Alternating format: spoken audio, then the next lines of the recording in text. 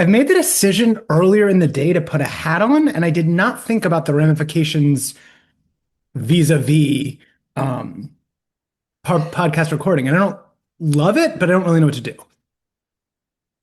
Well, the question becomes, how do we reconcile this with what we know about? I mean, we know that your sort of position is that t-shirts should be always having an opinion. Now, hats, does the word books on its own constitute an opinion? Does it constitute a statement? If so, what is the statement? What is the opinion? I would guess, books are good, keep reading them.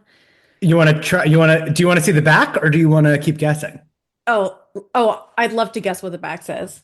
Can I get three chances? This is fun because you know what? You're always getting to be the guessing one. Exactly. You are the guessing one now. Congratulations. Guess away. The sort of tagline on the front, as it were, is books. And what I'm guessing on the back is I get three guesses. You get as many guesses as you want. I'm having fun. I mean, my first guess has to be are for queer people. God, I need that hat.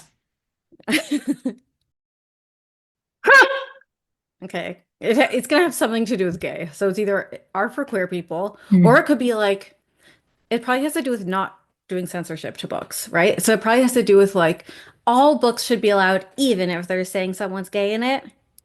And that's what it probably says on the back. Books, this is what I think it says on the back. So the Great. front says books, the back says should always be being allowed, even when it's talking about someone being gay in it.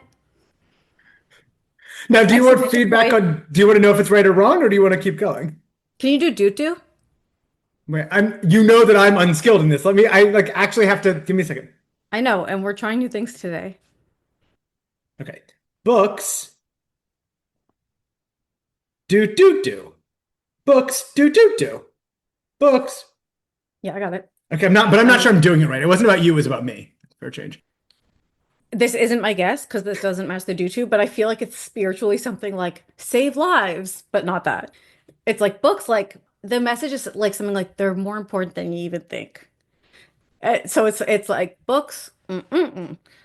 Can I get some sort of other clue? Is there any other clue you could give, or is that already? Well, of course, I mean, you've got thematically, you are just couldn't be writer. Okay, so it's something like books do more than you think. Okay, okay. And, um, Does you're, it have to do with gay? well, I mean, I'm wearing it, but not explicitly. No, it's more of a subtext. Your initial guesses mirrored the structure better than your later guesses. Oh wow. So my initial guess is that we're like books should always be being protected, even if they're being the ones saying No, that we're gay in it. no, It's no. closer. The guess before that. Books are for gay people. That's So closer. structurally, okay, so structurally closer. Okay. And honestly, I want a hat that says books are for gay people more than anything I've ever wanted in my life. And it's do do do. So it's books are for lovers. Close. Okay, just tell me. No, you're gonna get it. Just poop it out. No, this is not, this is better than that. Don't poop, please. Mm, I just, in my mind, you get it, and then I scream, and then I turn the hat around and it reveals it. And I think I don't want to deprive myself of that moment. I deserve that. It's Pride okay, Month, but goddammit. um can you do do do again? Sorry. Wait, so it's books, and then what's the next word? R? Okay, so it's books are doo doo. I need silence right now. Thank you. I didn't speak. Oh, mother. Books are mother. Yeah. Ding ding ding. No, I'm kidding. It's not books or mother. But I mean, Okay. you're very close. You're right. It's a little more mainstream, I think. Like I bought this from a bookstore. It's very mainstream. It's not like books or mother, which is like kind of niche for you sexy weirdos. I need you to tell me. I'm so sorry. Are you I can't unring this bell, so I just need you to I know. know. I Do you know. want two Trust more me. guesses or are we done? No, Robert, as the one who always is the in usually your role, like you need to accept when I say I give up. Okay, yeah, and we're doing the reveal. Books are magic. Books are magic, which is like the straight version of books or Oh, mother. fuck me. I was so close. You Yeah. couldn't have been closer. If it were a Oh, snake, it would have bitten you. brutal. Okay. Well, Well, brutal, but also celebratory. I'm proud of you, and I love it. And books and Pardo are magic.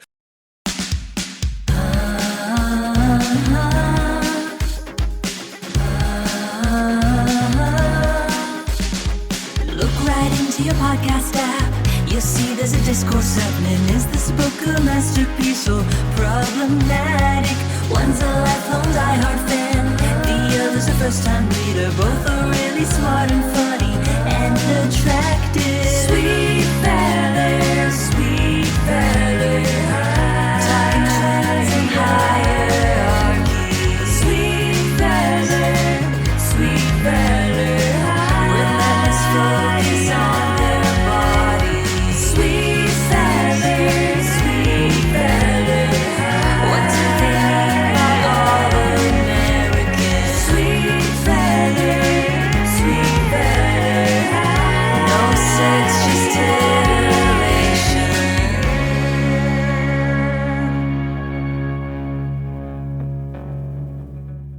I want to talk about this book. So the book is Superstar, Superstar, unofficially number 3, but it is the third, and it's Enid's story. I just, so I can, as I was, okay, sorry. Nah. You didn't read this growing up. I feel 100% sure, right? I'm pretty sure this was my first time ever reading it, period. I didn't read this as an adult either. Like, this is my first time ever. Yeah.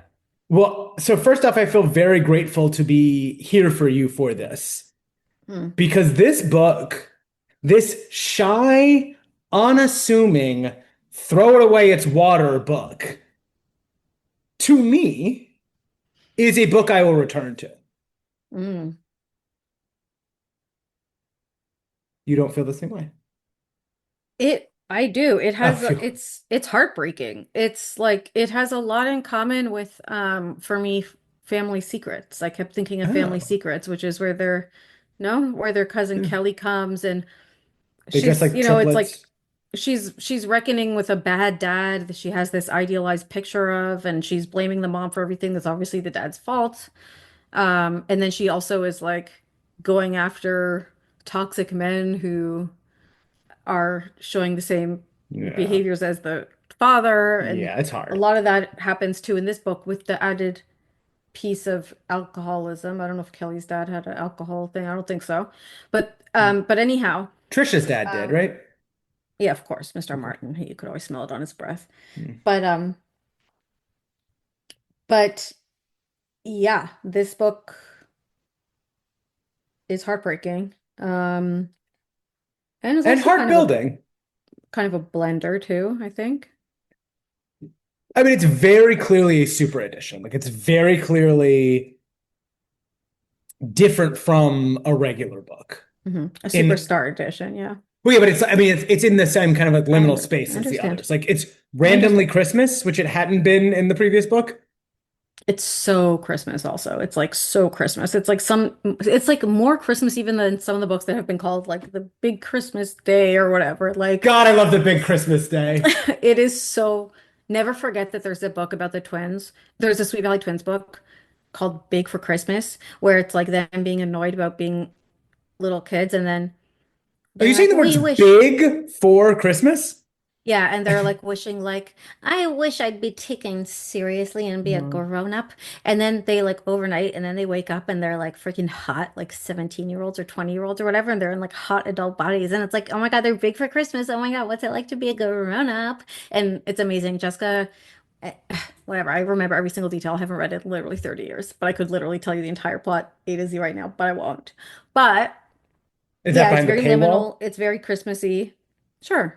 And in case this is the first Superstar Edition book that a listener is joining us for, these are the ones that delve into the stories of our some of our secondary characters. So before this, we've had Lila, and then we had Bruce, and then we have Enid, and we've been a little bit joking about how so far there's been a pattern of they're all about dads. Yep. They're all about dads. I mean, bad dads at this point is kind of getting a little bit redundant. We can Yeah. just say dads, they're usually bad. But yeah, it'll be, we got a couple more. I don't know, Winston, or I keep thinking Winston. I don't know if there's Winston, but there's but there's Todd or some boring, I don't know what, but like, are they, if they really are all about dads, that's actually so wild and interesting. I mean, just the fact that the first three literally could be called Enid's dad's story, Bruce's dad's story, and Lila's dad's story is wild to me. Yeah, they're the daddy issues. I mean, yeah. Oh, that's good. That's very good. This book I had a strange experience with because it feels like it is a response to our podcast. It just feels like this was written by AI based on the things that we've said or asked for or wanted or Oh, observed. like how the first sentence is like, finger me, Liz said to Enid as she tied a ribbon bow around a package. Like, yeah, yes, yes, yes. Yeah, It it's it feels like it's very much winking at us to the point where it's like, oh, they've had a little too much eggnog and like are having fun. You know what it is? Because it also has the liminal thing of like, there's a scene in this early in this book that I wrote down, a very familiar scene, which is the like sort of delirious day before mhm. Christmas break at school. And we've seen that in other Christmas books, the thing of like they're in class, but like of course no one is expecting anyone to be doing any studying and they're all being raucous and having fun and having a Christmas spirit and blah blah blah. And like it's very much that in this book too. So I wrote down like it's a very familiar scene, and it like it sort of feels like yeah, the writers are in that vibe too, where it's like Mhm. yeah, it's like the last day before vacation, they've had a bunch of eggnog, like they're gonna put in a little finger me that they wouldn't have put in the regular edition to be like, oh my God, did we? Yes, we did. Like we actually said it. We actually went there. So it's fun. Everyone's having a little more fun. It feels a little festive and fun. It does feel festive. It also feels fun. Um, Give a six-word review. I mean, we've been kind of burying the lead. What? What? What? Well, I guess I'll just get into it with my six-word review. What? Has justice been served? Question mark. Jeffrey French is in this book. Yeah. Yeah. Yes. The fact that you're having no reaction to this is confusing me, and I'm like, am I thinking of the wrong person? Remember how you are kind of the president and co-founder of Justice for Jeffrey? Yeah, yeah, of course. But so what is the part about it about this story that is making you say freaking out? Is it are you saying that justice you feel justice has been served? I feel Like like we're going to what talk are about it. you but I'm not understanding what is making you excited about it. Just the fact of the Jeffrey storyline? The Or fact that do you Jeffrey feel is the that main character of this text. oh, Well, I'm. Oh, do you? Were I you wouldn't not? Oh, I wouldn't go that far. I mean, he's certainly around. I mean, he's definitely getting around. This book It's literally could be called "Everybody Loves Jeffrey."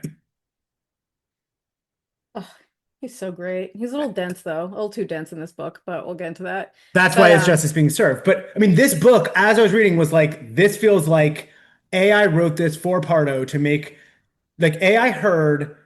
I think I mean, AI is But not perfect. I didn't feel like justice was served because if No, there's someone for it to be served against, it would be Liz. But like it wasn't that didn't happen. Like if anything, she sort of got one over on him again. It's like he served justice in terms of like them being rejected by him or whatever, only basically to Enid and sort of Jess.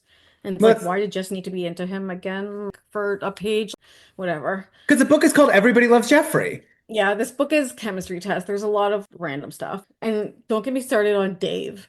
And I can only refer to him as quotation marks Dave. And I can't deal with the fact that Enid's dad is this guy Dave and like the storyline that happens with him. I can't handle it. And in all my notes, I put Dave in quotation marks because he shows up there like his name's David. And then like the whole time Adele's calling him Dave. And then it's like, Dave's the hero. He saved everyone's life. And you're like, what? Anyway, we'll get into that. But okay, so that was your six-word reviews. Has justice been served? A provocative question. Thank you. And I was trying to provoke, but you seem unprovoked. That's what I'm confused by. yeah, and so in case anyone didn't listen, Jeffrey, who was used to be Elizabeth's boyfriend, I was always saying justice for Jeffrey because I felt that he was done dirty by Liz and by the book where, you know, she dumped him when Todd came back and just has done a lot of mistreatment of him. And I told Robert at the time, like he basically sort of disappears. Like he appears, you know, I hadn't read this book and he certainly has stuff going on in this book. And, you know, I said he may appear a little bit here and there, but he doesn't show up as like a main character or whatever. But like, I mean, I guess I did not, it didn't even occur to me that justice had been served. I didn't feel that way at all. I was so focused on Elizabeth teasing him with those Christmas cookies.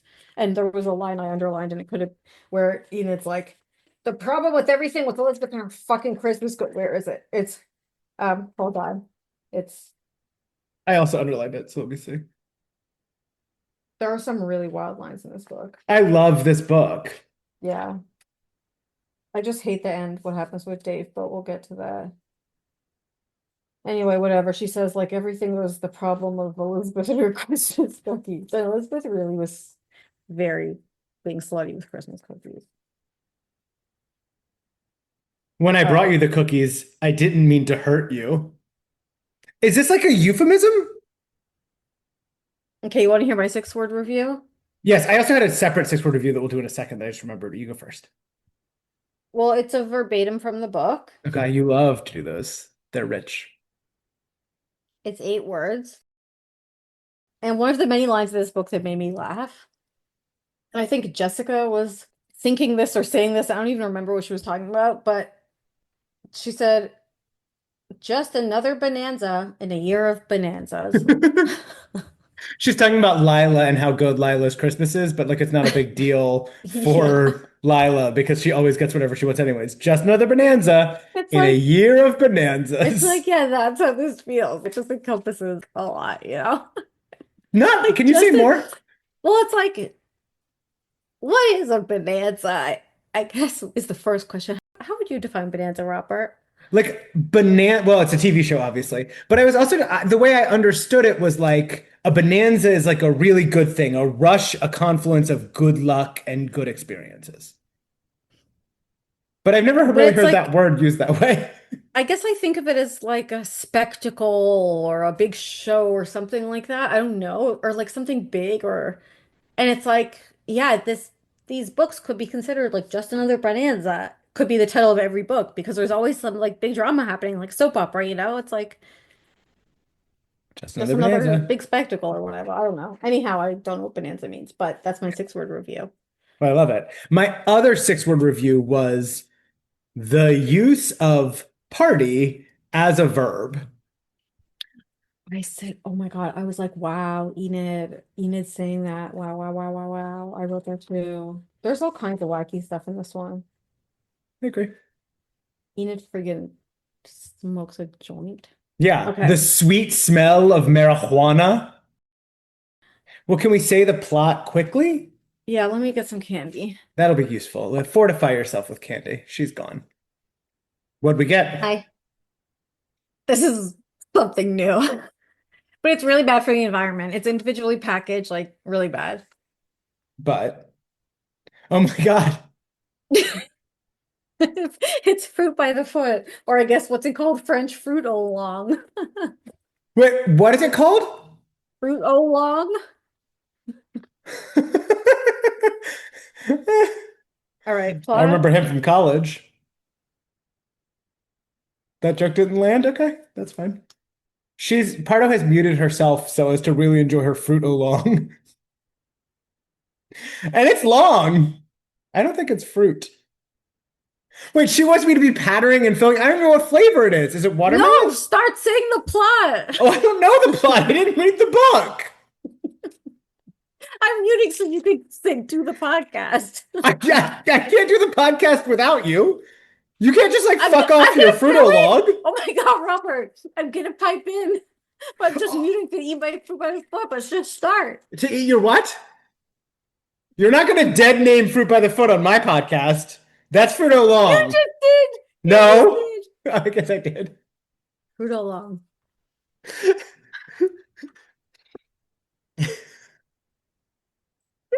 Fruit by the foot. That's funny. Okay. I've never ever seen someone do this. So Pardo has unwound the Fruito long and has rewrapped it around her hand. So you know how it comes on that long wax strip? She has removed it from the wax strip and wound it around her hand like to fill in or something. And that's just a reference for our Jewish listeners, I guess.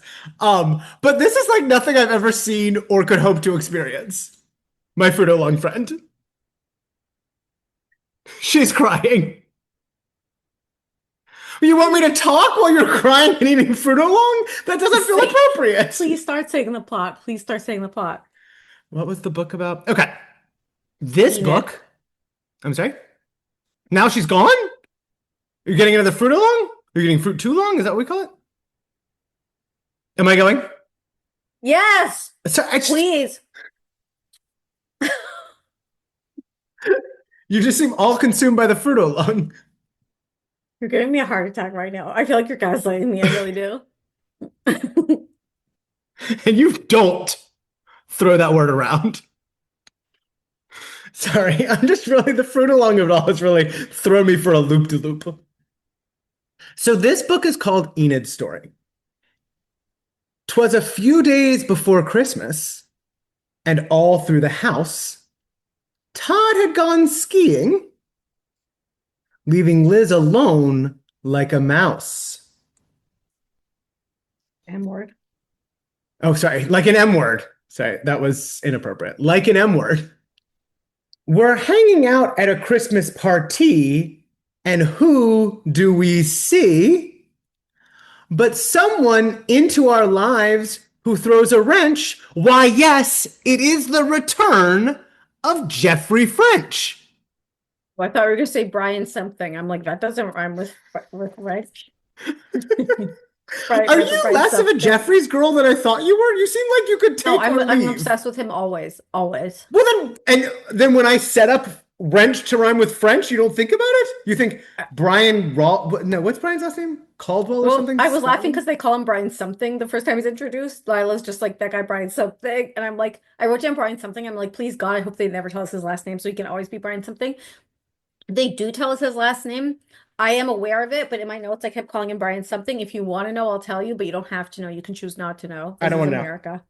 So my jaw drops because Jeffrey French has returned. And I know what you're thinking. What do you mean returned? He didn't leave. He didn't, but he had receded to the background. And now he is in the foreground. And because it is Christmas, what has been hung by the doorway with care? Why, 'tis mistletoe, and you must kiss while under there. So Liz and Jeffrey find themselves underneath the mistletoe, and they share a toe curling, pun unintended, but whatever, kiss. And she's like, wait, do I want Jeffrey? Meanwhile, Enid is like, wait, do I want Jeffrey? And Jessica is also like, wait, do I want Jeffrey? And the answer is yes. Until she sees Brian something. Yeah. Or no, until she sees Michael something. Or no, first it was Brian something. First it was Brian something, then it was Michael something. A lot of somethings. It's a big family, the something family. So for me, this was huge because it's the return of Jeffrey French. Liz, like the way they treat mistletoe in this book is very interesting. Mhm. Like it's just kind of taken for granted that one must kiss and not just peck under the mistletoe. And so they have a real kiss. It's like the Instagram caption would have been like, the chokehold that mistletoe had on freaking Sweet Valley High teenagers in the 80s. Gross, yeah. Yeah. So basically everyone has these burgeoning feelings for Jeffrey, and we kind of center in on Enid's burgeoning feelings for Jeffrey. And it seems like Jeffrey has burgeoning feelings for her too. They hang out, they go to movie, they like talk, they dance. He wants to take her to skating party. He wants to take her to Christmas party. He's taking her everywhere. And so it seems like this is going to be a pretty straightforward book about Enid and Jeffrey getting together forever and ever, amen. But Liz, greedy little Liz, has to stick her, and I think you know what I mean by cookies, into the mix. So she shares a passionate kiss with Jeffrey. Then she just happens to be baking Christmas cookies and runs them by his house. And Jeffrey is in a tailspin because he's like, wait, I really feel like I'm liking Enid, but what's going on with me and Liz is something going to happen. And unfortunately, interesting. I read it totally different. Keep going. Oh, I mean, I may have read it wrong. No, keep going. I'm also just guessing based on the cover and title. I didn't read the book. Not totally different, but a little bit. Keep going. Um, and so he's trying to figure out, do I want Enid or Liz? Enid kind of gets wind of this and is like, wait, does he want me or Liz? Oh, he definitely wants Liz. He just has, and I hate this term, so I'm not even going to use it. He has decided that we are friends. You know what term I was going to use, listeners. So Enid just feels hurt and a little broken by this whole Jeffrey just wants to be friends. So Mhm. she starts pursuing Brian something. Now, we knew Brian something back in our old days when we were boozers and users. But we've quit that and we've, as Enid says several times in the book, gone straight. Gone straight. All the way straight. Yeah, although whatever I was before, I'm now straight. So let's not even think about what the opposite of straight is, because I'm straight. I've gone straight. I'm straight. Finger? Um, so she used to be friends with Brian. Brian says he's changed. He's in college. He's really into Eastern philosophy and stuff. And he takes her on a date that makes it clear that he's still a user. They end up going to a party. He hates it. Um, but then we have the culminating Christmas party and or is it New Year's?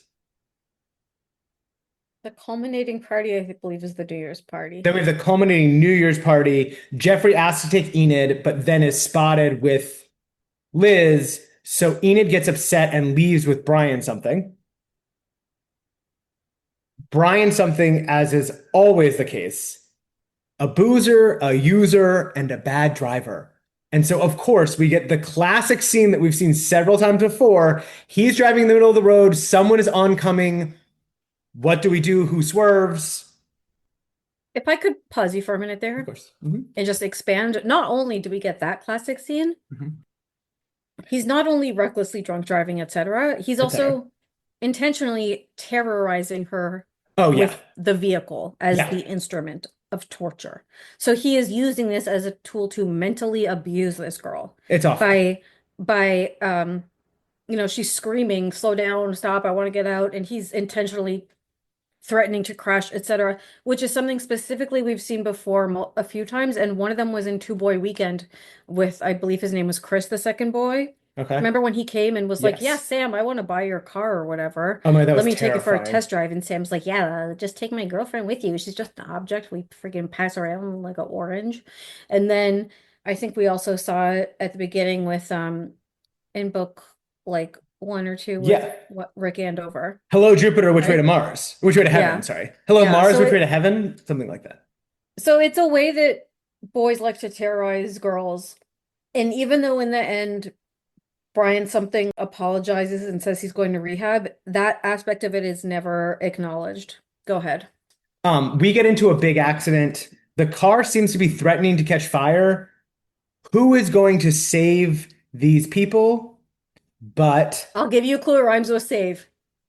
And maybe that's why they named him that, because they knew he was going to be doing saving. Dave the Save? Yeah. They should name Davier the Savior. Yeah.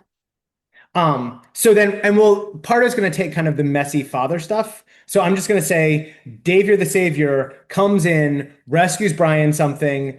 Enid recuperates fully. She and Jeffrey decide they are interested in each other, but they're just going to take it one day at a time, which is the famous line from Alcoholics Anonymous.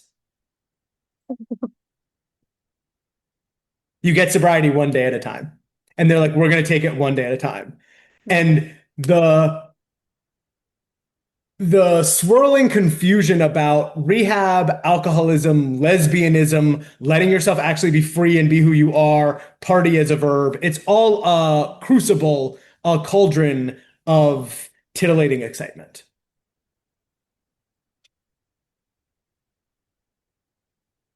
I will say, like, I read that final kiss. I mean, I think my last note was like, Enid and Jeffrey kiss ... as friends, question mark, because it felt very much them being like, yeah, so guess we'll just see how it goes and we'll just Yeah. whatever. It's like, they're never going to mention this again and they're just going to be friends. Because I have to say, as I read it, when I said was different from how you read it, like the main difference, well, a main difference was I didn't feel like Jeffrey was ever into Enid, like at all. Like I felt like he always just sort of saw her as like a link to Liz, you know?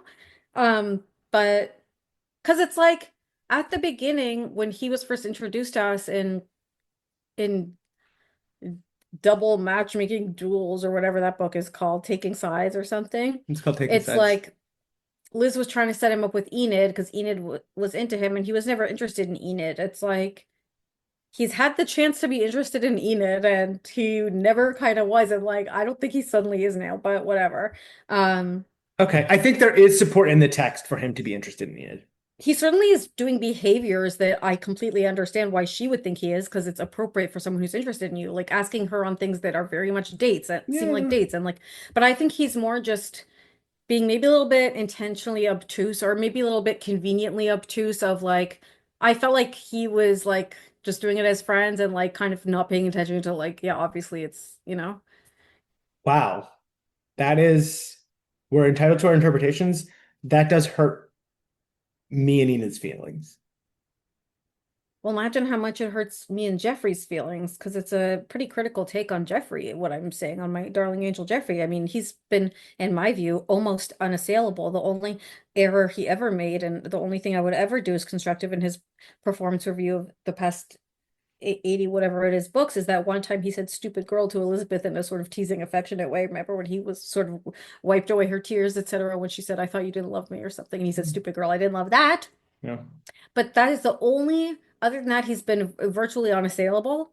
In this book, I think he was a little bit intentionally obtuse in a way that was convenient for his needs, and I think he so a little bit Mm, has taken advantage of Enid in a little bit of an unacknowledged way.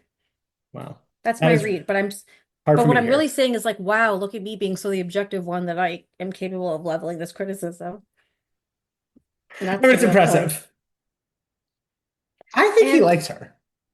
okay, I think he likes me. it's right. It's like Us. Me and average Enid. looking girls with Yeah. even curly brown hair. Even. One of Can you the ugliest kinds believe? of hair you can have. We can get the guy sometimes. And I learned that young, never forget, when I was, I'm sure I told you the story, in a hotel room, I don't know where, with my sisters. And my sister had on the TV a show that we didn't get at home. And it was, come on, what was it called? Where they would like slice down the numbers and find there would be like 100 people, like the opposite sex, Singled and they'd be out. like singled out. God, hosted by Chris Hardwick. Jenny Yes, McCarthy exactly. before she became an anti-vaxxer Exactly. Chris monster. Hardwick. Back when she was just a hot blonde girl. And I'd never seen this show, I don't think. Anyhow, Mm. my sister has it on and they're like, so, and this guy is like a room of like 100 girls, and it's like, so, like, do you want like girls with a straight hair or curly hair? And the guy was like, oh, I don't want no curly Sues, like, get him out of here. And then it's like all the girls with curly hair just like get up and walk out with like their heads down, so ashamed. And literally, Mm. that I will never forget being a little kid looking up and watching this and being like, oh, like the letters formed like curly hair is ugly, like curly hair is unattractive. Of course, there's Mm. a racialized component to this.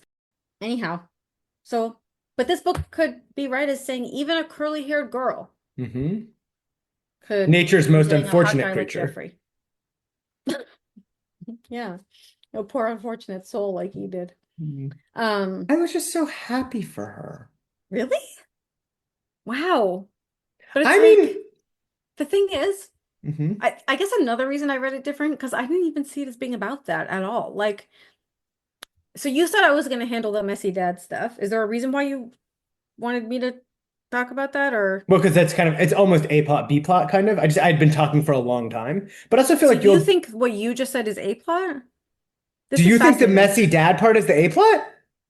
Yeah, so for me, Oh my gosh, we're so different, but we're so the same. and that's why it's so much fun Yeah, to be having the book club.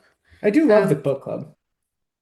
yeah, for me, I saw it as, and maybe and I'm going to be so reflexive right now and like Oh, sort of decentering myself from my own assumptions and saying like, brave. Rebecca, you can be wrong sometimes. Haven't yet, but you could be. No, haven't yet, but listen, life is long. Life is long, Robert. Too long.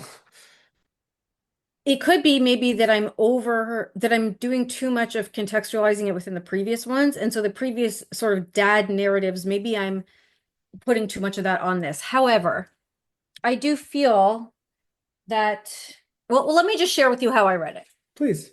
And in doing so, I'll explain the dad stuff. Thank you. So I guess for me, like what I saw as the main plot of this is like Enid basically is starting off the holidays feeling a little bit. We have the context of like her absent father, and we don't know how long it's been since she's seen him. Elizabeth conveniently says ages. It's been Yeah. ages since you've seen him, and I'm wondering like, well, how old was she when they got divorced, and like, what has their relationship been, and how long? Like, I would have liked a little more of that, but anyhow, we know he's absent. We know there was a bad divorce, and she's excited to hear from him, and he's going to come visit her over Christmas. Her mom, we're very familiar with her, Adele, is feeling a little bit annoyed because she and Enid were going to go to Aunt Nancy's in Tahoe. Which sounds like a great time. And we remember Enid also ditched Nancy when Amy was doing all of that. And because the dad, like basically the last minute was like, oh, I want to spend the holidays with Enid and I haven't seen her in a while or whatever. And I'm like, okay, so they're already telling us exactly what's going on here, right? It's like he at the last minute is inconveniencing the plan the mom already had. He's like doing the sort of flyby absent parent thing or whatever. It's like kind of know how that's gonna go. She's gonna be excited, he's gonna disappoint her, right? Like we've seen it a million times. And we see also the context that Enid is blaming the mom. And I felt there were so many beautifully done illustrations of how he manipulates Enid Hmm. and how it works on her. And I would love to look at some of those examples. But anyhow, so there's that happening, and he's coming to visit. There's not a lot of details, but like that's happening. But for me, though, like what this book was really about, or like what I saw as the big thread, kind of motivating everything, was like her dad's maybe coming. And Enid feels lonely. Like Enid feels like she doesn't have anyone to talk to. Mm. She talks about how she feels distance from her mom. And Elizabeth, she feels like she can't tell stuff too. And that distance becomes exacerbated when she's like having this horniness for Jeffrey and then like not telling Liz about it, being weird or whatever. So they're like having distance from that. And I feel that she basically, what this book is about for me is like Enid is looking for someone to save her. Okay. And she is also just looking for like attention and someone to talk to. She has so much she wants to Mm. say. And she's looking, there's a line where it's like her dad was coming and she realized there was so much she wanted to tell him. And then it's like, and then Jeffrey was there. And I'm like, yeah, Jeffrey Yeah. was there.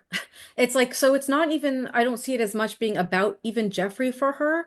I see it more as just like Jeffrey is someone who's available and who she can potentially share with. And then when he rejects her, she goes to Brian something and goes and drinks and smokes weed. And it's like she smokes weed with him and then suddenly gets really talkative and starts telling him everything about her stress about her mom and all of this. And he gives her these sort of very empty kind of validation or empty compliments. And it's like she's totally aware of it. And it feels hollow, but it's like a hollow comfort. And then when her dad finally shows up, he's drunk. Yes. And then she's disappointed in him, right? And she's having always this thought of her struggle of like, well, why won't he change? And like, it must be my fault. Or like, if how come he doesn't love me enough that he can change? And she's really struggling with that, right? And then she starts then even pursuing more this guy, Brian, who's also a drunk and substance issues and stuff, and is very much appealing to her this idea that like when he apologizes to her about taking her to that party or whatever it is, Mhm. fucking up, it's like, but I want to do better for you or whatever. And she's like, yeah, that sounded really good. Imagine if he changed for her. That would be really important. That would really mean something. And like, she basically is looking for validation from one of these external sources. And then at the very end, I feel like she realized she'd been looking for other people, which she needed to give herself. That's part of her lesson. Not the only thing, maybe, but yeah, I felt like it was really just all about her that dynamic of like what she's looking for from her dad and then how she tries to find it in these different people between Liz, Jeffrey, and Brian. Okay. I see lots of that. I think it's a book about lots of different things. Yeah. And no one has to be But I right. guess because I was more focused on that, maybe is why I was less invested in the romantic piece because it felt, I guess it just didn't feel very real. Or not real, but it felt to me very much like, okay, they're acting something else out here Mm. that isn't going to end up being about that. So I didn't feel like it had any potential, I guess. Whereas I was just like, oh my God, is this Jeffrey's way back to being a main character? Maybe he's the new Hugh Grayson, a huge character in the Oh past. gosh, Enid's Hugh. old boyfriend. But I think probably the truth as always is somewhere in the middle because I think there is It's probably not in the more middle. romance. These are It's not both. contradict. It's literally both. I Yeah. just was more focused on one. Sorry, I And I on interrupted the you. other. No, never apologize. Certainly not to me. Now, we're gonna have to, Mommy, move along. we've pretty much explained the plot. Okay. So this means that in each chapter, we're only selecting our top notes contenders. Wait, you have that many per chapter that are so amazing, Robert? Come on. I mean, let's start with finger, please. Okay? Yeah. Engine, finger, please. Finger, please. Finger, Finger, please. please. Enid Sorry. Rollins requested. Her best friend Elizabeth Wakefield obediently put her finger on the knot, and Enid tied a bow around it. Hey, now I'm stuck. Elizabeth pretended to struggle out of the knot and then sat back. Thanks a lot. Now I have to go around with this Christmas present hanging off my finger. Enid nodded sadly. And when people ask you to go out, you'll have to tell them you're all tied up. Both girls burst into sensuous giggles. Yeah.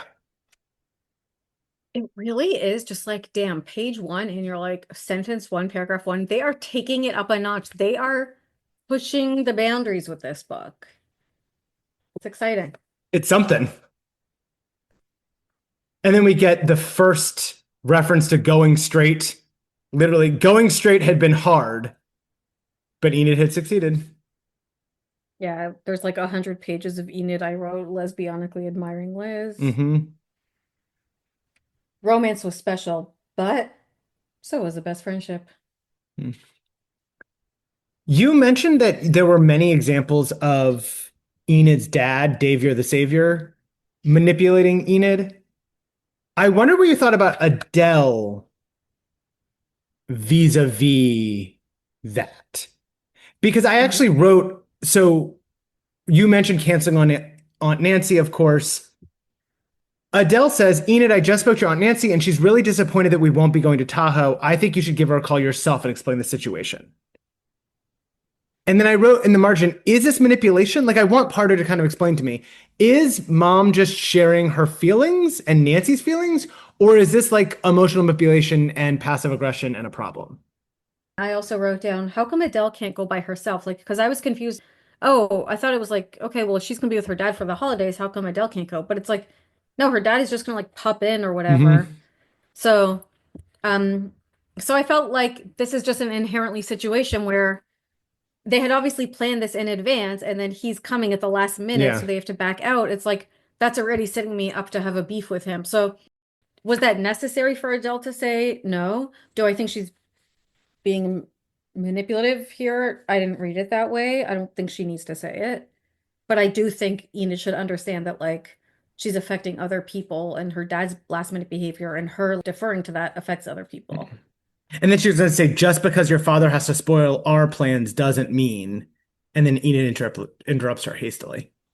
Is that manipulation? Or is this all just like, I just don't know what the rules are.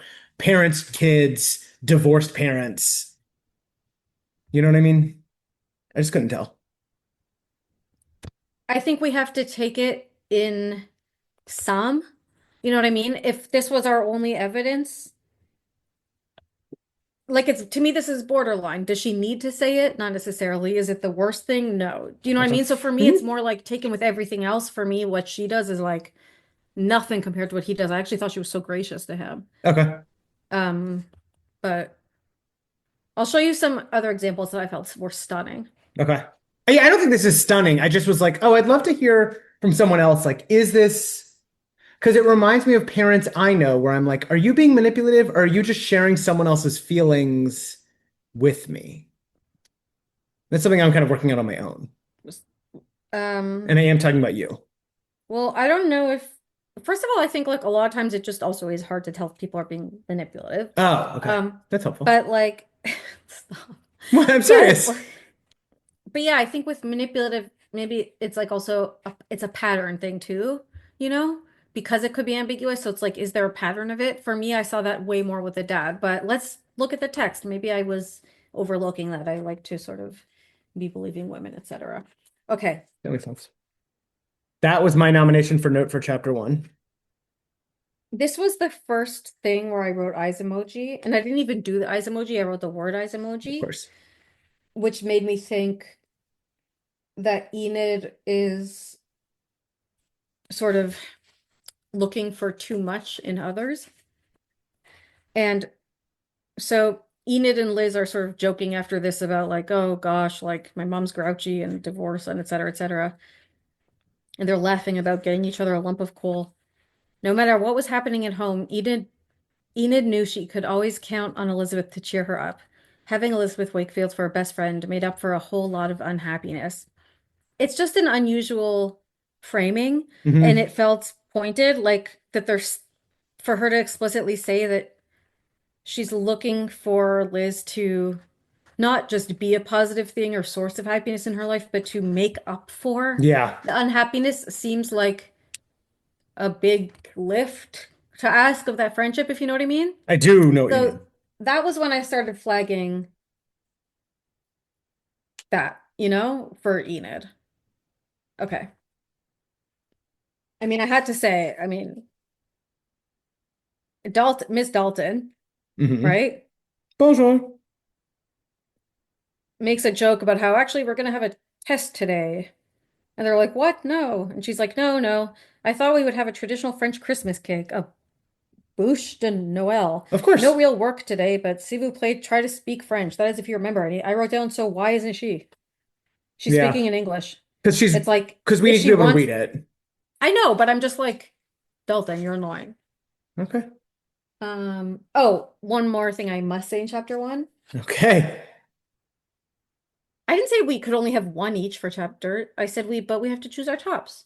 Some Oh, things sorry. else. I thought you meant top meaning singular Oh top. my God, no, What Robert, slippage? What no. rich and I'm interesting so slippage. sorry. Never I'm apologize. The so slippage is sorry. enriching. So you just meant don't spend my time on booty chatter. Focus on the real matter. Is that what you meant? I think that's what I said. Yeah, that's what you So said. yeah, I think that's what I meant.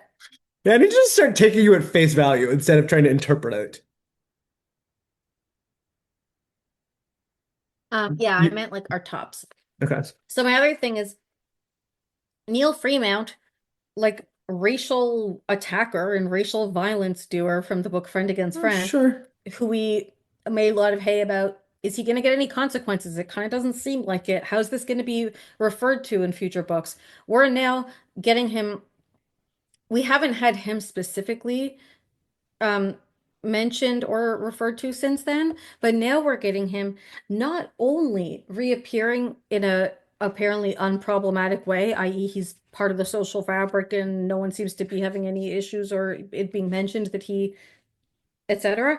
Not only that, but that he's reintroduced making a joke about his own violence Yeah, and that's that something. that is also received as unproblematic and they're all joking around with him where they're talking about going to the skating rink, and someone says, is anyone bringing a hockey stick? And Neil goes, it depends on who the hockey puck will be. If it's Winston, I'll bring my stick.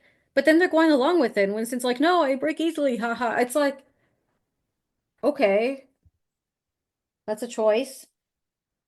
Yeah. So we go to the Dairy Burger, and I will say on page 17, I have two words circled and then OMFG written at the top. And this is no longer a spoiler or exciting as we were talking about, but Jeffrey French reappears, and I like damn near fell out my chair. I could not believe this was happening. It's also exciting because of Liz's reaction. Like she's showing signs of horniness for him. Her Such heart is horny. stopping and she's blushing. And then they're under the mistletoe. It's like they're not gonna actually kiss, are they? It's like, oh, then they decided they had to just so people would stop teasing them. I'm like, really? And then you're like, oh, so it's just gonna be a peck on the cheek. No, it's like a full-on freaking kiss. I love the kiss. Elizabeth and Jeffrey looked at each other. They would have to go through with the kiss if they wanted the teasing to stop. No, you wouldn't. And besides, Elizabeth reasoned, it was totally innocent. There was no harm in kissing an old boyfriend under the mistletoe. She and Jeffrey could be mature about it. What can I say? It's tradition, Jeffrey said, giving an exaggerated shrug. He grabbed Elizabeth in a melodramatic embrace, bending her back over his arm. Woo hoo! Hooted the crowd. Go for it. It was horny. It was It very was horny. It was corny. very passionate. It was thrilling. I mean, at that point, I said, what? Like, whoa. Yeah. Part Like, of Elizabeth knew that it was only a game, but part of her felt excited too. She struggled to stand up. yeah. She's weak in the knees. She gets so weak in the knees she could hardly speak. She lose all control. I get so weak in the knees I can hardly speak. There We got is like Mean Girls ripping off this book, which I know you sometimes like to point out, which is just that Lila and Jessica have candy canes that they're handing out in a very and none for Gretchen Wieners, four for you, Glen Coco, you go Glen Coco, that kind of vibe. I don't remember that, but okay. In the book or the movie? The the movie. Mean Girls, the movie where they're handing Yeah. out candy canes? What happens? You Just tell go, me what Glen happens. Coco. That's it. They're just like delivering candy What's Glen canes. Coco, a person? Glen Coco is a person. I'm so confused because you reference it so fluidly and fluently, even. I mean, I've seen it. I remember a lot of pieces about it, but I don't remember that. I'm sorry. Okay. No, I'm Jeez. sorry. You're not sorry. Glen Coco? Fall for you, Glen Coco. You go, Glen Coco. One of the kind of things in the book, like we've got the father drama. There's also just like a recurring inability to know one's mother. Every main character at some point is like, what am I going to get my mother for Christmas? And it's just like the unknowing of mother. That also happens, I feel like, in multiple books, this thing of like getting gifts for the mother and what it should be. Because there was another book where Todd was like, Liz, Yes. you ditched me, and now how am I going to ever pick out a gift for my mother? And we were like, what? Yeah.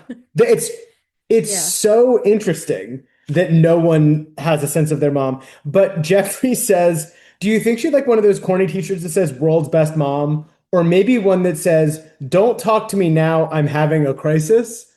Which Yeah. is a funny shirt, and I would want that shirt. That's a shirt that says something from Robert Yeah, Statement I miss shirts. those days. Yeah. Chapter, oh, yeah, chapter 3, yeah. That's it. That's chapter 3.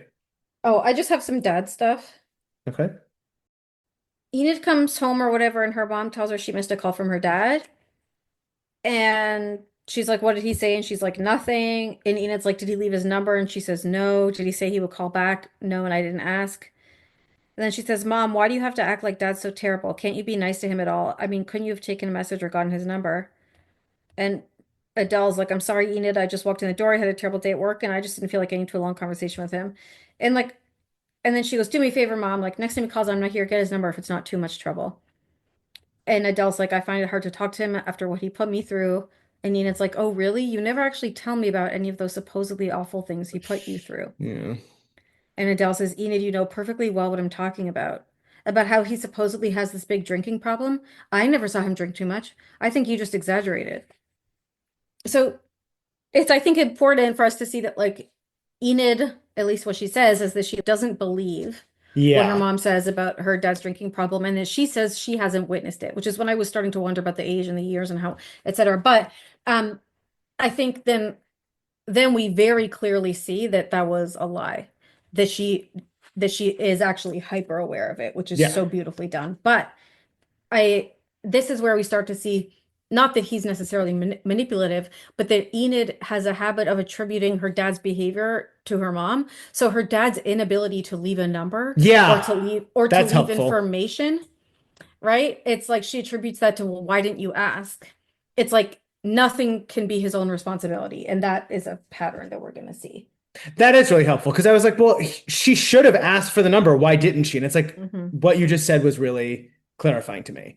I do just want to put one more feather in my own cap about Enid being super horny and interested in Jeffrey. Mhm. Because before that dad stuff happens, Mhm. Enid basically manipulates the situation with Elizabeth so that Elizabeth doesn't go to the skating party and Enid can go to the skating party with Jeffrey. And that just to me felt like Mama wants to bang bang, you know? And I'm not saying you're saying Mama doesn't want to bang bang. I don't think that's your argument. Um, Yeah, and again, I don't think these are mutually exclusive, but I do think that while that happens, while she and Jeffrey's skating thing happens before this whole missed call from the dad, the mhm. setup of the dad having his presence looming and is he bad or good, and he made them cancel the plans, and the mom's putting that guilt on Enid, and that being the context of her looking at Jeffrey is, I think, potentially still meaningful. But again, I don't think it has to be either or. I agree.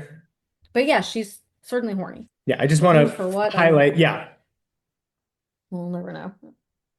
I mean, chapter 4, Elizabeth is having a tingle of anticipation. Is how we start.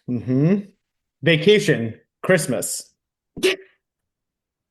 We get the text of her entire letter to Todd. No one needs that. At least not me.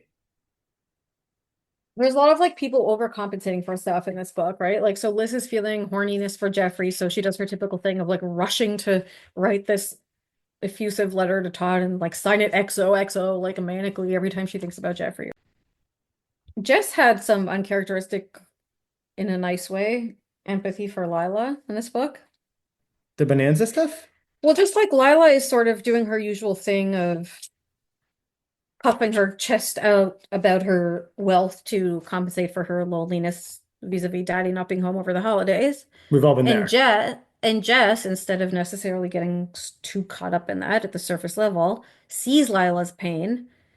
And it says Jessica knew that Lila could not be too thrilled about spending Christmas alone with the housekeeper at Fowler Crest. Jessica decided to ask her parents if she could invite Lila to spend Christmas with them. After all, they were best friends. And then she spends the whole holiday with them. And I was like, that's nice. Well, yeah, because her dad is in Zermatt. That's his One of sister. the places that rich people can go. Yeah. I wonder if he bumped into Suzanne or any of our other rich friends who like to I vacation love our rich places. friends, though. Yeah, they all go to They boarding school. they keep me young. All right, Brian, something. Jeffrey definitely and Enid definitely flirting. No question mark there. Yeah. Oh, you know what I thought was such a cute moment that I loved? Hmm. When Jeffrey and Enid are skating and flirting with each other and talking about ice skaters or whatever. Oh my God, I can't Um, believe I didn't talk about this. Continue, sorry. yeah, I was like, this is Robert's gonna have a thing about this. But yeah, they're saying ice skater names that Robert will speak about. But so it's Yes. like, so they're flirting, right? And then Enid matched her strides to Jeffrey's, and she was pleased to notice that she really was getting better. As they skated arm in arm, Enid suddenly remembered an article she read in Ingenue magazine. The article had asserted that if two people did something perfectly in sync, they were probably very compatible, which was certainly a good omen for romance. I just thought that was so cute and so, as you might say, well observed to Mm. how a teenager would think. It's like she's looking for she's just trying to sense make, like understand how do you know if something is real or right or they like you or this is something or whatever. And it's like, what's at her disposal? What heuristics does she have available? Well, this ingenue thing about we can skate and sink and that's a good thing. It's like, it's so cute. And it's cute because Jeffrey's also saying like he's like trying to impress her. Hmm. It's very, very cute. So they name check Sonia Henney, which is obviously a famous figure skater, but the first figure skater that Enid name checks is Katarina Witt. Now you'd be forgiven for not knowing about Katarina Witt, although she is a two-time Olympic gold medalist. Lesbian? Not lesbian. Oh. Hot, Oh, sensual. okay. I'm gonna Google. Picture a young Robert Marks watching this, and I just have this memory of her doing an exhibition performance to, I can't remember what the song even was, but she's wearing like head to toe, like black leather, and she looks so sexy. And I'm like, oh, of course, Enid's first she doesn't quickly go to like the lovable girl next door, Dorothy Hamill, who inspired a generation of women to have bad hair, or Sonia Henney, who makes it as a movie star. But Katarina Witt, this She's very hot, beautiful. she's gorgeois, as they say. Oh gosh, Dorothy Hamill. Yeah, bad hair. Sorry. Interesting. Yeah. So I just was like, oh my gosh, of course we're talking about Katarina Witt. Like this is my dream come true is being in a room full of lesbians talking about Katarina Witt. And listeners, if you're having trouble Googling, that's because I'm trying to use the Germanic pronunciation. It is Witt for Katarina. Enid's gift, Christmas gift to Liz, is a heart-shaped pink satin box trimmed in white lace. Yeah.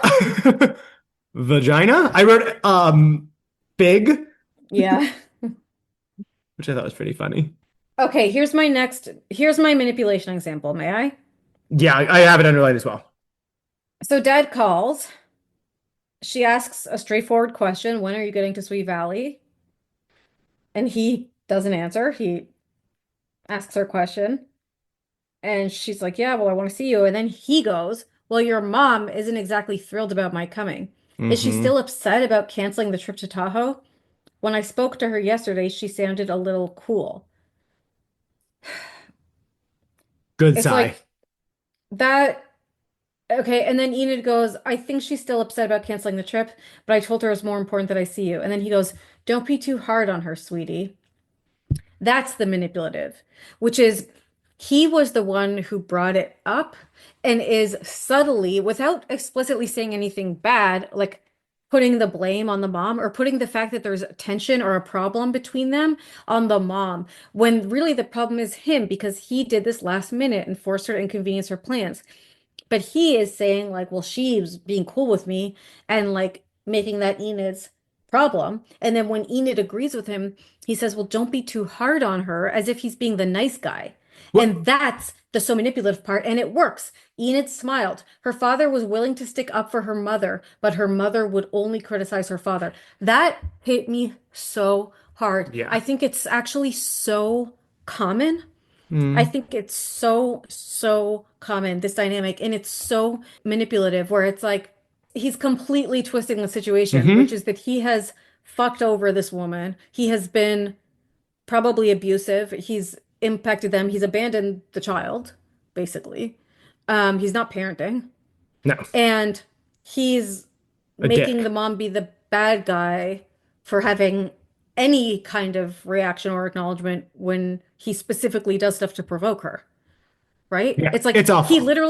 he's doing this last minute to get a reaction. He's doing this last minute to get the mom pissed off so he can turn Enid against her. And we're going to come back to that later, another thing that happens. Hmm. We also get Um, like our first indication. We hear the tinkling of ice, and so we're like, oh, here comes that drinking problem. Okay, so this is key. This is key, Yes. right? First, before the tinkling, he says, I'll be in Sweet Valley tomorrow evening. I'm not sure what time though. Again, this is reminding us of Kelly's dad, who, I'm not sure, and then it's gonna be Mm, late, and it's like, they never show up, these hated. dads. I'm driving from Las Vegas. Enid was surprised. Las Vegas? What are you doing? Playing the roulette wheels or something? No, not at all, honey. Enid could hear the tinkling of ice through the phone as her father sipped a drink, and he says he has business there. And this I wrote down. This is what is proving that what she said to her mother wasn't true, which is I've never witnessed it Yeah, because she's hyper, oh, not because of the fact that it's happening, but but because she her awareness of it. Her hyper awareness to notice the tinkling of the glass is not an awareness that a child would have if correct. they weren't already sensitive and if their nervous system already wasn't conditioned to that being associated with danger. Yes, And the same thing with the gambling. I feel very So, strongly in my agreement with you. so it's like that proves that she does know that there's a problem. It's not that she like was young enough, she didn't actually witness it. Like, however much she witnessed, she does know at some level. Yeah, I agree. And then this moment that I've written in the captions from one of the captions or margin, sorry, from one man to another. So she's Yes. on the phone with dad. I'm just really looking forward to seeing you. We have a lot to talk about. Enid, Miss Rollins called out. Irritated, Enid covered the phone with her hand. Her mother always found a way to interrupt when she was there talking to her father, which, like, come on. What, Mom? Your friend Jeffrey is here. Oh, Dad, I have to go. Call me tomorrow. I will, honey, soon as I get in. Hugs and kisses. And that's when she thinks, as she hung up, she realized there was a lot she wanted to talk to her father about. But right now, Jeffrey was waiting for her. I mean, how much more Yep. can you draw this connection? He's there. He is there. Now, Yes, I know. I Lesbian thing. Yeah. mean, Huge. Jeffrey asks what Enid got for Liz. Something really frilly and frivolous. A heart-shaped satin box. I found it at a store called Feminine Mystique. Enid. Enid. Also good for Sweet Valley for having a store called Feminine Mystique. And good for Enid for exploring all that is mysterious about the woman. If you Are know you what I not mean. going to finish this important quote? Oh. The second part is the important part. I What? always feel sorry for the guys who go in there. They look so embarrassed by the lacy nightgown and things. What she's saying is like, this is a women's space that you don't get access to. And I feel so sorry for guys who are trying to enter our private women's only space. They don't belong there. They don't understand. They Well, don't know how to use the materials. there's that. Yeah. There's also this, I think, empathy with the guys because guys feel uncomfortable there because they don't have the materials, but also because it like is arousing to be around those lacy nightgowns. And she's like, I feel so sorry for them. They look embarrassed to be around that when it's like they're embarrassed by the titillation of being in this sexy place. Enid, maybe you also feel a little bit of that stirring in your pink. Mouth So say it again for the listeners. Enid, maybe you feel a little bit of a stirring in. Her mouse tongue? Okay, well, if you're not gonna really deliver the line, I don't know what to tell Because you. you changed it. You said it and not in that. So I was like, am I going to say that? Anyway. Shit. Ugh, okay. Enid, maybe you know what it's No, like to feel no. a stirring in that. No, In that. no. 'Cause she's in the middle of her third Fruito Long. She has time for Fruito Long, but she never has time for Mouse Dong. Okay, can we keep it moving? Yeah, it's just, I'm sorry, every page is a banger. What do you want from me? Can we skip to chapter 7? Yeah, I don't think I have any notes in chapter 6 after I just said every page is a I banger. mean, a new store called Real Revival. Does nothing for me. Whatever. Chapter 7 opens, and they really are worried that we're not reading this book carefully and that we're just kind of staring off into space because they say things like starting a new romance would be just a thing to make her feel better about her parents. And it's like, wow, okay, so it is at that level. We're on that level of paraphrasable content. This is where there's the thing about the Christmas cookies. I actually died. Which, Elizabeth and her Christmas cookies had ruined everything. but it's also like, okay, so I get that's interesting and funny. And one thing that limits Enid's ability to really be in relationship, and this is no surprise, with Jeffrey, is that she always already views everything through a Liz lens. So she's so lesbianically in love with Liz that Jeffrey gets her Sonnets from the Portuguese by Elizabeth Barrett Browning, and she immediately is like, oh, Jeffrey gave me this because Browning was Elizabeth's favorite poet. Like, he just sees me as a Liz analog. But it's like, actually, you just see him as a Liz analog as well. You're both fucking Liz by fucking each other. You know what I mean? It's like that Shomer Nagia teddy bear that they're hugging through. You know what would be awesome? If A I book stop where talking? Oh. a book where Enid and Lila bonded because their stories are so similar. And I feel like Enid's main characteristic is she's lonely and like she doesn't because like I've always been struck by like there's been so many times we've seen her feel like she can't share stuff with Liz. Like remember in Hard Choices she couldn't tell Liz how she was feeling. Here she can't. And we learn in I think a fascinating scene. It's the first time we've seen this when she smokes the joint Oh, yeah. with Brian something and then all her resentment about Liz starts pouring out. And all we've seen from her for the past 80 books is like pure unadulterated adoration for Liz, and then it's like she's always fucking perfect. It drives me crazy or whatever.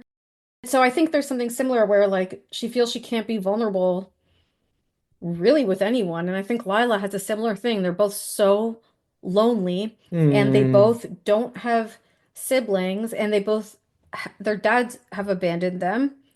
And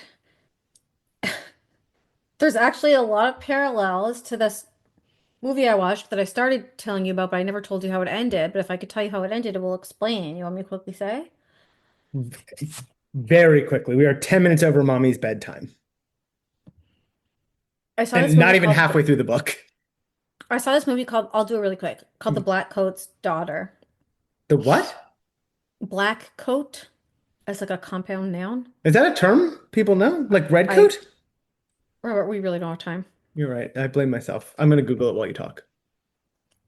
Yeah, can you tell me actually what it means, the word black coat? Of course.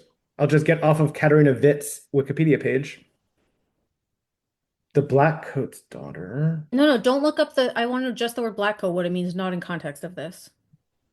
Any kind of coat that's black. Oh, a That's cool. clergyman. Yeah, okay, Does good. that fit? Yeah, perfect. So so Kieran and Shipka is like at this like boarding school or whatever, right? And she's waiting for her parents to come pick her up. And she has this dream, and the dream is that like the parents come in their car crashes, and but then her dad is like alive, and he's like, "I'm gonna take you to your mom. Like she's alive too. She's in the car over here, and the car's like all burnt up, whatever." And then she's like, "Daddy, you came early." Then she wakes up, and then it turns out that her and this older brown-haired girl are the only ones whose parents didn't come pick them up, and they're like, "Well, I'm sure you guys as parents just like got the dates wrong or whatever, so just hang out over the weekend." And like older girl Rose or whatever, like take care of younger girl. She's like, fine. And older girl's like pissed off about it. And her whole thing is that she like lied to her parents about the vacation days so that her parents wouldn't come because she had to deal with a potential unplanned pregnancy. So she's like stressing about that, whatever. Sure. Meanwhile, there's like maybe people worshiping the devil going on in the boiler room. Anyhow, then it turns out that Kieran Shipka does become possessed by Satan or some sort of demonic figure, and she's doing all the demon things, beheading everyone, etc., etc. And then they do an exorcism on her. But guess what happens? This is actually like the sort of one of the sort of twists is that like they show when they do the exorcism on her, but the part that you're not expecting, Robert. Yeah. So it's Kieran and Shipka, right? And they're doing that because I told you how what happened was she was lying in bed on her stomach, and then it was like, oh my God, the demon came, and she suddenly went like crunch, crunch, like doing like a back bend of like bending her body in a freaky way where you know that you're being possessed by a demon because your bones basically break. Anyhow, it also happens in Malignant, but like demon possessed people love to, for example, walk backwards, etc. Anyway, then they do the exorcism on her, and you see the demon leaving her, and it sort of goes away, and she looks at it and she says, what do you think she says? Hi, mommy. No, she like whispers to the demon. She Hi, goes, mommy. no, she goes, don't go. Don't go. She says, don't go. And it's actually a moment that in the film that I didn't expect and that made me feel something. Because one of the twists of the film is like a lot of it is about her trying to like chase back this demon because like she's so lonely. Hmm. Her parents are not for her. And like this demon was the only person that ever talked to her. Hmm. Yes, it got her to behead all the Well, people of and the course, nuns and her friends and parents got her, they killed the parents and so on, got her sort of on a bit of rampage, ending up in a mental institution, etc. But anyhow, etc. but the demon was her only friend. And I almost wish Enid could have a sort of demon friend, just someone to sort of hang out with, you know? I guess so. But then it's so sad because then she decapitates all these people and she goes back to the boiler room where demon used to hang out. And she realizes that the demon's gone and she like doesn't know how to like find it again. She cries and cries and cries, but then she is Emma Roberts for an unexplained reason. Anyway, Okay, so that was, as always, kind of a long walk for a very short payoff. But one thing that I did like is, listeners, you don't know this, but this is the second time that Pardo has told me the story of this you movie. hung up on me before I could tell you the end. That's a So whole that's your separate thing. punishment. It's not a separate thing. It's what we're talking about. The fact that you've It's, had to hear it twice and it's why. not what we're talking about. The cadence of the way that you said Kieran Shipka does get possessed by the devil or whatever. You say it in the same way. Like she goes ahead and gets possessed by the you. It's so funny to me. It's like you're doing the you. They make a lot out of the exoticness of Thai food. There's a lot of like the different plates were sizzling and the different flavors, and she could recognize a cucumber and a pepper, and everything else was a big Yeah. mystery and how spicy it was. Oh, Mhm. in chapter 8, Oh, are we such already a chapter 8? Because there is one thing in 7 I want to say. I'm totally straight now. Sure. But Okay. also when she's out to dinner with Brian something and they're talking about the sizzling and the whatever. Hmm. One thing was certain. Brian was very flattering and very charming. And Enid was grateful for the attention. At least there was one person who was interested in her. I was like, oh, honey. Yes. And then again, Brian was here and he appreciated her, is at the beginning of chapter 8. And then I think it also says like if Brian was the one to turn things around for her. Mm, Or it says it would be a nice surprise if Brian was the one to turn things around for her. And that for me was another reinforcement of the idea that this book is partially about Enid is looking for someone to save her and mm, to like be responsible for her happiness. And she is looking for that in other people. Sometimes it's Liz, sometimes it's her dad, sometimes it's Brian. And it's just like, who's Jeffrey? It's like, who's it going to be? Who's it going to be that's going to make her feel okay? You know? hmm I laughed when he's talking about Colorado. And he hmm goes, the mountains are incredible. Once you've been in the Rockies, your whole life suddenly makes sense. And it reminded me of the Pacific really makes you think. The Pacific does really make you think. And once you're in the mountains, they end up going to a party and this book has that disease where characters or where you know how some people get like really really drunk off a single sip of beer or really high the second that they get near marijuana. This book has that, or these characters have that disease in a big way. Brian's drunk in like 3 minutes, and Enid has this very sad realization. There was nothing there for her, nothing at all. And there was nothing to replace losing Jeffrey, even though she had never really had him in the first place. She She, desperately needed someone to talk to, but there was no one. She wished her father would call. It's just a swirl. It's a yeah. swirl of people around her. She just wants someone to be there. And she's like That's why I'm like, grabbing, don't care about her and Jeffrey because he literally is barely even, it doesn't matter. except she is very horny for him. Yeah. And he for her. But I still think it's almost like for both of them, they're a proxy for Liz for each other, you know? Like Mhm. he's a proxy to Liz for her also. So it's like it works. Yeah, it's a very healthy relationship. That's what Then we're all looking Elizabeth for. wakes up and is shameful over her slutty cookies and decides she only loves Todd or whatever. Okay, come on. What if somebody found out? What if Todd found out? She would never be able to explain it. She couldn't even explain it to herself.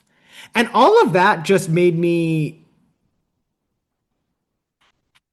really like, oh, you are horny for him. This did mean more. Like, because you could easily explain it. I baked cookies and I brought him cookies. That's like almost nothing. But again, she's always been horny for him. It's like no one should be surprised by this. She's wanted him from the day he arrived. Like that doesn't just disappear. Can we get to the oak room? Mm, The oak I- room at the fancy hotel, the Regency? yeah. Just manipulation, right? I mean, So more than she sees manipulation, him. but sure. He's no, but I'm just for me, this was another big example. So she sees him. He does the thing bad dads love to do of like calling their daughter princess. He's very clearly drunk. He says, I'm sorry, sweetie. I've been on the wagon a long time, honest. I only meant to have one. But I got to thinking about how I upset your mother every time I Mm-hmm. come around, how I always let you down, and about how I've missed seeing you grow up. I just needed a little pick me up. What an asshole. This is so manipulative, to be clear. What he's doing is taking his own faults and his own behavior and like making himself the victim of it Yep. so that Enid now is in a position of comforting him or consoling him. And so that his about her mother being upset is like what's causing him to drink, you know? And that Yeah. he has to go drink himself out of that. So it's like making it the fault of the mom. Also, I never saw the word manfully. This was fascinating me. Have you seen this word? He tried Mhm. to square his shoulders manfully, and then he gestured to the bartender. I mean, I intuitively was able to understand what it meant, but I never heard this word before. I love it, manfully. Let's say it all the time. Let's say it all the time. What time is it that Daddy has already had a couple of drinks and is clearly drunk? Well, Were they meeting I for thought dinner? they were meeting for lunch because They're she meeting for lunch. 12:30. She was supposed yeah, and she was just a few minutes early. Yeah, so it's pre-noon at this point, and we are sloshed and blaming other people for it. Not that, I mean, I guess at 7 o'clock this isn't better, but it did seem jarring to me that I was like, wait, it's not yet noon. And again, the manipulation totally works. What could have made him get drunk today of all days? She asked herself in anguish. He had mentioned feeling bad about upsetting her mother. That had to be it. The more she thought about it, the more convinced she was that it was all her mother's fault. If only she wasn't so nasty to him every time he called, this never would have happened. And she goes, "You've been so mean to dad lately that he went and got drunk. It's all because of you." And her mom tells her there's only one person responsible for your father's drinking, your father. No, you're the one who made him so upset that he lost his confidence. What? And then she's crying, and her mom says, your father has a real drinking problem, and it has nothing to do with you or me or anyone else. I tried for a long time to help him stop, but it didn't work. He's the only one that can make a change in his life. But why doesn't he? Enid sniffed. Why couldn't I be important enough for him not to drink God, today? And that was heartbreaking and heartbreaking. so real. Like, why this thing that I think a lot of children of people with substance issues have this feeling of like, why couldn't they love me enough to Hmm. change? And that is a really painful place to be, I think. Hmm. And the mom says, there's nothing we can do, and maybe he hasn't hit his rock bottom or whatever. And Enid's like, I also thought it was so realistic that it's like Enid understands intellectually, but emotionally can't accept it. It says she knew that what her mother was saying was true, but she didn't want to listen. Her father didn't love her enough to stop drinking. She didn't have a boyfriend, and she couldn't even talk to her best friend anymore. And I think it's something that we've seen a little bit similar to when Elizabeth was dealing with her parents' separation. Mm. And she was feeling in her usual compulsive fixer tendencies, and she also was feeling herself to blame for her this little mess up that she did in Tahoe, and she's trying to get them back together. And Enid's trying to tell her, listen, like, you're not responsible for your parents' relationship, and you're not the problem, and you also can't fix it or whatever. And it's like there was some beautiful line where it was like Elizabeth felt relief, Yes. but she also felt sort of a despair or a problem letting go of it because it meant it wasn't in her control. And I'm like, wow, what a beautiful connection to make. And that's, I think, probably similar to this feeling, to this dynamic or this impulse that maybe a child of person dealing with substance abuse would have is like, because if you're like, well, why isn't there anything I can do to make them want to change or whatever? It's like, yeah, on the one hand, you're putting that responsibility on yourself or the guilt or the pressure that like doesn't have to be yours, which like why would someone do that? But on the other hand, it's like because otherwise there's literally nothing Yeah. you could do. What do I It's like do? if you are responsible or if you are someone who could do it, it's like at least you have a shot. Yeah. Otherwise, you have nothing. Nothing. Mm. And that's hard. That is hard. Okay, we are 25 minutes past mommy's bedtime. We open chapter 10 with the most shocking news of the text. Stephen comes home on Christmas Eve. This boy who is at our house all the time over Christmas break only comes home on Christmas Eve? Isn't that strange? I assume he had to go back because he forgot his hairbrush or something, and he just went back and then came right back. Okay. There's no way he's hanging out on campus till Christmas Eve. No, No no, way. no. Okay, we gotta keep Unless he's doing moving. devil worship. Mm. Listen, never forget Kieran Shipka going like this, having dead eyes and saying "Hail Satan," completely serious. Okay. She gave it all she got. Yeah, I'm not sure how much she's got, but thank you for giving it. It's serving. She does go ahead and get possessed by a demon. Um, Such Elizabeth a is just, sad line. Mm. oh, When Enid's like, at the end of chapter 10, Enid's like, what was the point of going straight? At least At least before I was too stoned to notice how miserable life can Yeah, be. that was bleak. Elizabeth, still in her cookie era, goes, "When I brought you the cookies, I didn't mean to hurt you." It's like, This is the most drama from Christmas cookies I've seen since the very, very, very famous drama about Christmas cookies that happened on Real Housewives of New Jersey. Don't ask me what season, but when Melissa brought Teresa sprinkle cookies, and then Teresa threw the sprinkle cookies in the trash, and she was like, I'm not taking your sprinkle cookies. But Melissa had the last laugh because she started a sprinkle cookie company about 15 years later. huh. And according to Bethany, the sprinkle cookies are actually delicious. They're actually really, really good. She came to my house Christmas Day. She brought me sprinkle cookies. I said to her, Melissa, nobody touched the cookies you brought. I threw them in the garbage. You know what my favorite cookies are? Pinoli cookies. That's all I said. Obviously, Liz and Jeffrey again find themselves under the mistletoe and kiss again. And this time, of course, Enid sees it and freaks out. When Brian something goes to Enid, wouldn't you like to reform me? And she thinks to herself, if he was trying to straighten out because of her, that was important, wasn't it? Mm. Wouldn't you like to reform me? Women are not rehabilitation centers for bad men. But like they literally are in these books. Yeah. More Sorry, but the response that Enid says to that, wouldn't you like to reform me? It would be an act of mercy. She says, I think the biggest act of mercy would be to have you humanely destroyed. I know a good vet who could put you out of your misery. I loved that. yeah, but it's like I would love that if then she didn't keep hanging out with Yeah, them. I Then she know. like goes back to the next day. There's a callback to the bondage humor from page one when Enid is being aloof uh to Liz, or Mhm. she's just being with Brian, and Liz is like, "Can I talk to you?" And she goes, "I'm sorry, I'm kind of tied up right now, Liz." It's like now I'm tied up with someone else. Don't you wish I was being actually tied up with you? Don't you wish we were being the lesbian ones? But no, I'm being the lesbian one with a boy, confusingly. Mhm. All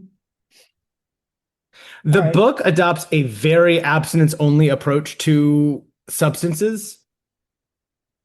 Brian whatever or Brian something says, see, the good thing about partying once in a while is that it keeps you from going totally overboard. And Enid says, the best way to keep from going overboard is not to party at all. Just keep away from drugs and alcohol. Period. And that's Well, on it's like period. if you have also addiction issues is different necessarily than Mm, like first, like you know what I mean? I do kind So of. she does have a point because he ends up having to go to rehab. Although I think he did that mostly for optics, like Jax. No offense. That's Uh, offensive. no, literally, he's a demon. He literally is going to rehab and then texting abusive text to Brittany about how he's watching her through their surveillance cameras. He's an actual sociopath. Okay. Great. All right. Glad he's being on S TV. Smoke weed, smoke weed, smoke weed. Sweet scent of the pot smoke.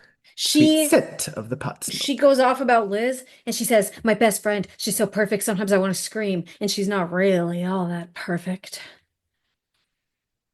Then Life they is drink a really bunch of unfair, bourbon. isn't it? I wish I had something to drink. And he just has a full fifth of bourbon and they chug it. And then it's empty between the two of them. That's a lot. They're gonna be having alcohol poisoning. It's a lot.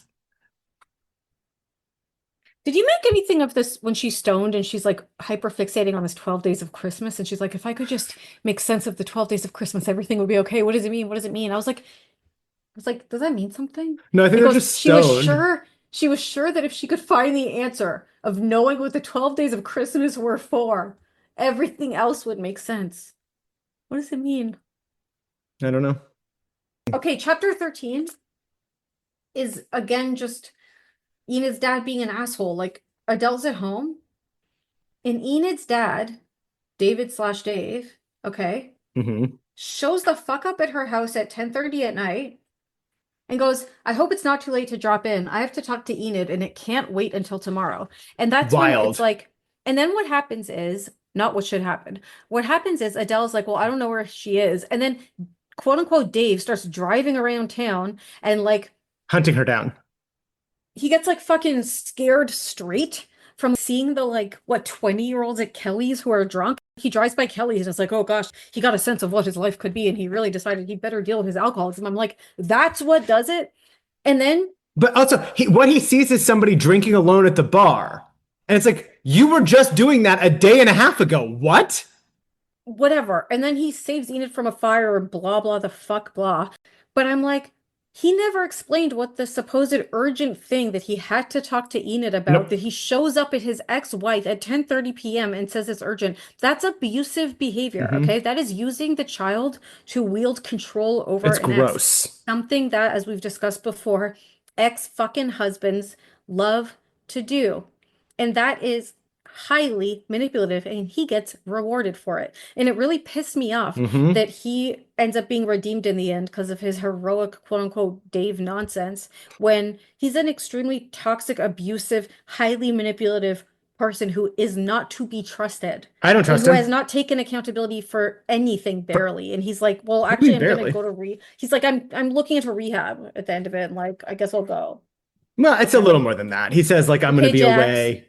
Yeah, so did Jax. So did Jax. Okay, right. It's not fair to blame Dave for Jax's behavior, though. Yes, it is. They're the same.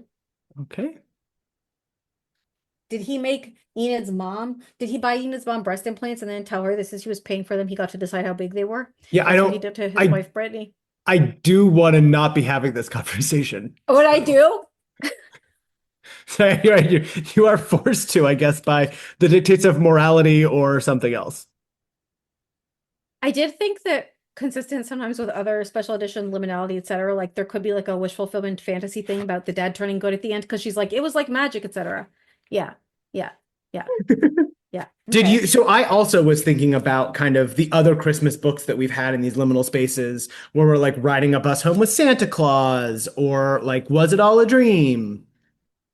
I prefer that reading because I think it's more realistic that she would have a fantasy of her dad turning good and becoming a sudden firefighter named quote unquote Dave, instead of being a neglectful piece of shit scum of the earth, what he actually is.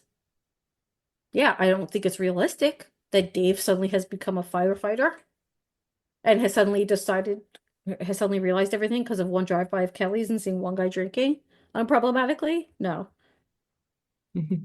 Maybe this is just his year of like realizing things. Magical thinking. Oh, It's I her made year of a magical thinking. what's so you made a Joan dating reference and I made like I think a Kardashian reference. Look at the shoes and other feet and stuff. Wait, what was the Kardashian Didn't one? one of them tweet like, oh, maybe it was Jaden Smith or somebody. Shonda Rhimes? No, when somebody was just like, I feel like 2018 is going to be a real year of realizing things or something. Oh, really? That's funny. I never heard that. There you go. Okay. So we've got our classic car accident and Daddy Savior. I kind of hoped that Dad was going to die, That would have been good. right? Wouldn't that have been like the book? To be like, oh no, Daddy's dead. And you're like, oh, don't know what to tell you. Sometimes And then dads her and die. Jeffrey kiss as friends or whatever. Okay, so next is starring Jessica. And you're coming to my house in 3 weeks or 2 weeks? 2 weeks. 2 weeks. So we're doing the one after starring Jessica together, Rockstar's Girl, if we want to do one in person. I think that might be the goose. Rockstar's Girl's fun. Okay. I'm really excited for 95 to 100. I'm really, really, really, really excited. Like number 100 is the most iconic book in the history of literature. That can't be true because It it's is, not and who's 95 who. and 95 leading up. It makes Who's Who. No, Don't Who's you Who's dare. amazing. All I'm saying is 95 to 100 takes it somewhere else, and I fucking love it. And it's amazing, and it's so good. Is I it know good or just amazing? 100 is out of control. I'm ready. And I've told you what it's called before, but do you want me to remind you what it's called? Yeah. Don't The go home Evil with John. Twin. Oh, It's the called The evil Evil Twin. twin. So it's based on the movie Malignant? Are you gonna watch it? The movie Malignant? Yeah. Oh, I didn't No. tell you about I still didn't tell you about the other horror movie I watched. You want me to tell you now or some other time? I think we both know the answer to that question. Okay. Well, I hope. because I'll talk to you later then. Are we done? Oh, if you Oh gosh, what about if you have a Used to- friend or something? have a bad dad, Hmm. you should be nicer to your mom. Because Yeah. whatever shit that you've actually witnessed is probably a lot worse. Yeah, I think that's really helpful. And whatever anger you think she is expressing, she's probably holding back so much you have no idea. Yeah. And Oh, you yeah. probably have all kinds of half siblings out there. You don't even know how many. Wait, really? Yeah. That took a left turn. Well, I was talking about this with someone recently. It's like a thing dads love to do is have secret babies. It happens all the time. Like But I did not know that often. that was a common dad activity. Yes, Having secret babies is like a thing dads do all the time. bad dads, which is most of dads. You can just say dads to save time. Right. So yeah, it happens a lot. I'm not saying it happens 100% of the time.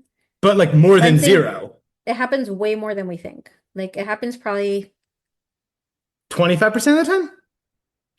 higher than that. No. Yeah. You think more than 25% of the time dads or bad dads are having secret children?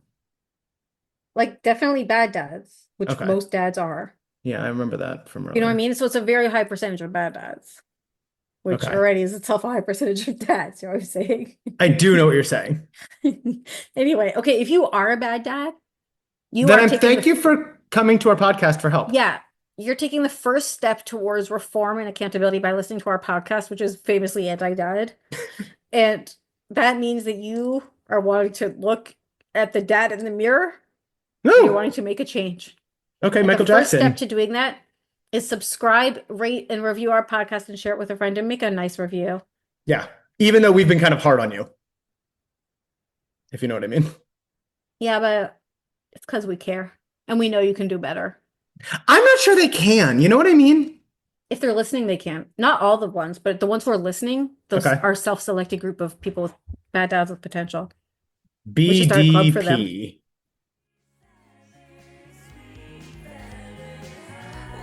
Thanks for listening to Sweet Valley Hive, hosted by Robert Marks and Rebecca Pardo. For more, check out our Instagram at Sweet Valley Hive. Theme song by Yessie and artwork by Elliot Carroll.